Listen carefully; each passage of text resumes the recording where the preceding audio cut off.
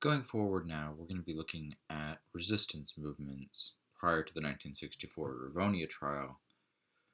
The Rivonia trial was what led to Mandela's and others' imprisonment for 27 years.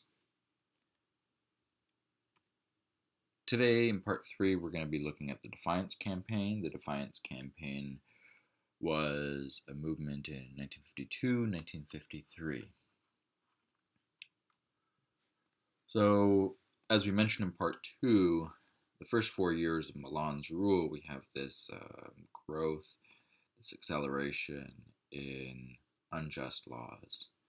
And as a result, it became pretty clear that something new had to be done by the ANC and by the SAIC, or else.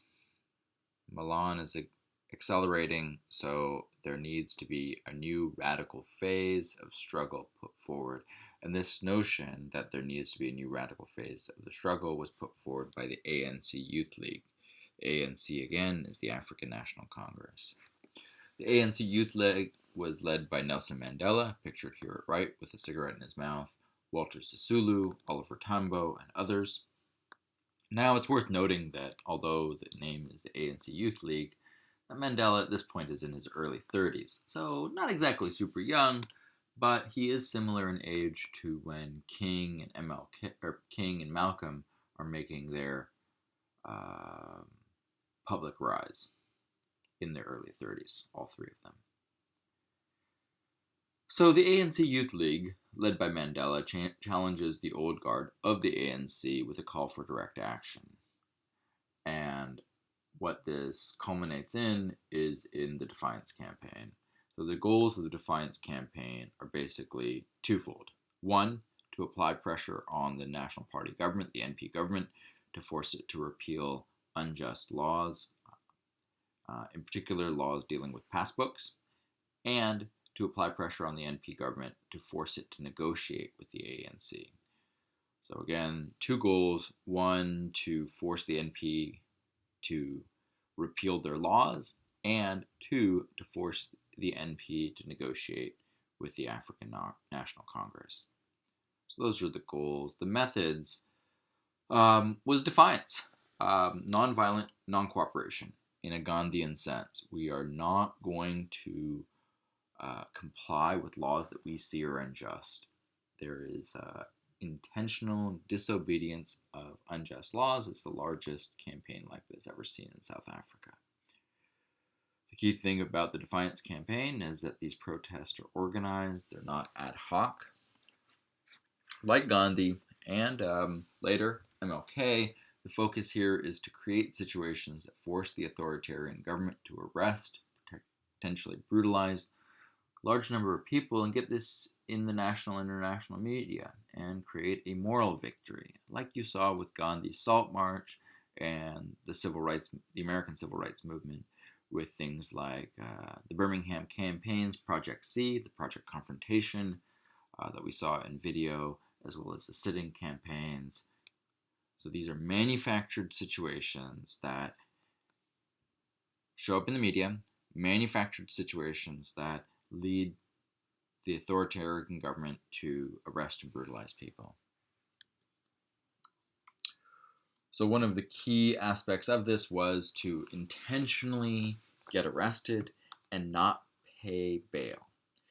And what that would lead to is imprisonment, and the hope was this would clog the police system, it would clog the court system, it would clog the prison system, and cause it all to grind to a halt.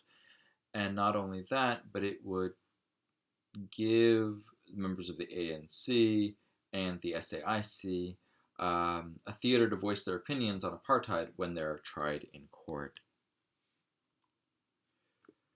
It's worth noting that women played a pivotal role in the Defiance campaign, making up many of the protesters and organizers, both by black, colored, Indian women, and white women. The white women's organization was known as the Black Sash, and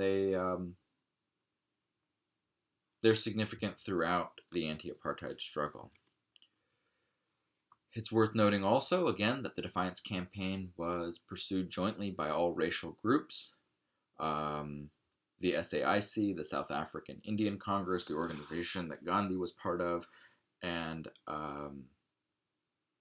the ANC, of course, also a black organization. So this photograph here um, is 20 Defiance campaign leaders appearing in the Johannesburg Magistrates Court on the charge of contravening or breaking, that is to say, the Suppression of Communist Act, which I mentioned in the last lecture, was really just a vehicle to arrest anybody who was critical of the government, whether they were communist or not.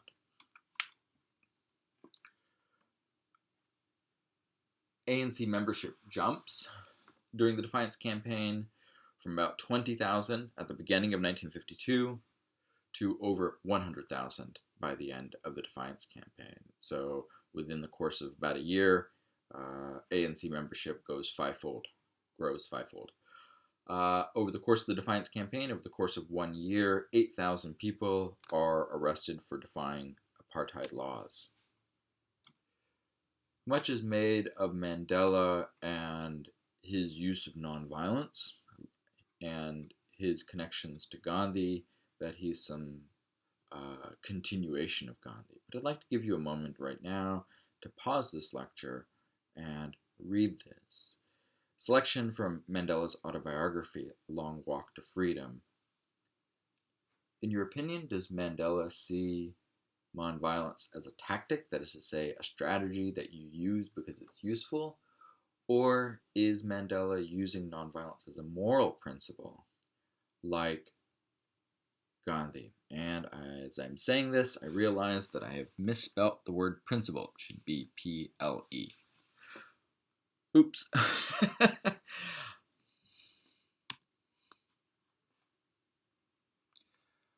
The Defiance campaign does lose momentum over the course of its campaign, and as a large number of volunteers are arrested, the campaign begins to slowly lose momentum.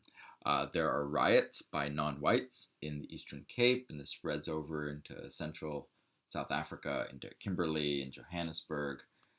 And I think the idea here is that, once you rouse people's anger over apartheid, and there is generational frustration over apartheid, and there's no optimism over the struggle over apartheid, that, peaceful protest does have the possibility of spilling over into violence. The Defiance campaign also declines because the Afrikaner government reacted with swift, harsh, and decisive action.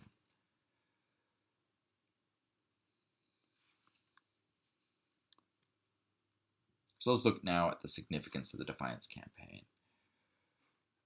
The Defiance campaign is significant in a number of ways. One, the ANC of 1951, which is of moderation, is not the ANC of 2 years later. You move from moderation to militancy. And what I mean by militancy is taking it to the streets, confrontation of the NP. Other significant components of the Defiance campaign is that women are at the forefront. The ANC Women's League, which is the black multiracial organization, and the Black Sash, which is the white women's group, are at the forefront. You also see a new phase of field organization in collaboration between Africans and Indians, and you can see this pretty clearly in the photo at right, a number of Indians in this photograph. This period of multiracial cooperation is taken up later, 2 years later, in 1955, by the Congress of the People, which we'll be talking about in a later session. So now let's evaluate the Defiance campaign. We can see the Defiance campaign as successful in a number of ways and not successful in a number of ways. So looking first at the successful ones, we see a positive outcome because for the first time in history, you have this massive national campaign that is organized. It's not ad hoc. The second piece is the ANC moves from being this elitist organization to one where more average if you will, South Africans are involved, either as protesters or volunteers or support people. Another positive is the coalitional nature of the Defiance campaign, with a number of racial and gendered groups working together. This also leads to an improved reputation and structure for the ANC as membership increases and support for the ANC increases.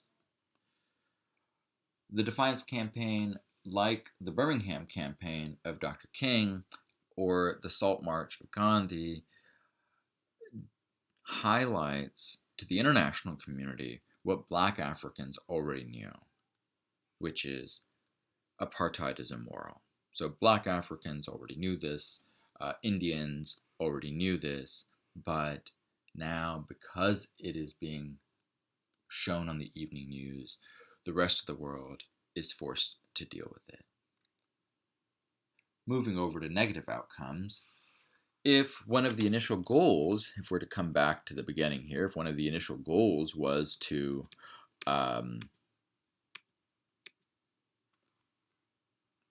repeal the 6 unjust laws, well, no laws were repealed, so that's a failure.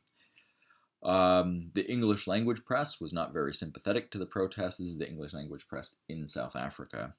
Most protesters were middle-class urban blacks, and so although more average South Africans were involved, we're still talking about average urban South Africans.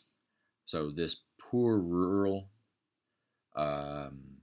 lack of engagement changes over time, but the Defiance campaign is basically an urban, middle-class, wealthy movement. I think significantly also we see that the government uses the Defiance campaign to crack down even harder. And we see the passage of 2 laws in 52-53. The Public Safety Act, which was passed in 52, allows the governments to more easily declare a state of emergency. So it gives the government power to work what we would consider outside the law by saying, well, this is a special situation, this is a state of emergency, the standard processes don't apply. And they can enact emergency rules for whatever they want. So regular laws are suspended. Criminal Law Amendment Act increases the penalty. So anybody can get arrested more easily, and when you get arrested, you can get more harshly penalized. So as we wrap up, look at Defiance campaign, check your notes. Do you have the causes of the campaign? Do you have key dates? Do you know the goals of the campaign, the methods used, and the outcomes? If you don't have those 5 points in your notes, go back and re-listen. If you do have those, go on to the next slide.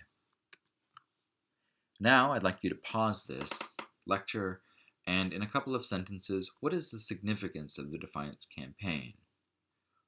So the word synthesize, which is written there at the title, synthesize your notes on the Defiance campaign, is to combine a number of different things into one coherent whole. So take all of those little bits and pieces from the earlier lecture and merge them together. A couple of sentences. What is the significance of the Defiance campaign of 1952, 1953? When we come back for our part 4, next class, next video, we'll be looking at the Congress of the People and the treason trial.